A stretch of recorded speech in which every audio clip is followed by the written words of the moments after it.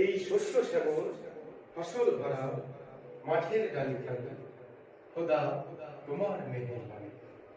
আজকে আবার শিখব কাজী নজরুল ইসলামের জনপ্রিয় ইসলামী সঙ্গীত। এই সুন্দর সুন্দর মিঠা নদীর পানি খোদা তোমার মেহেরবানি, খোদা তোমার মেহেরবানি।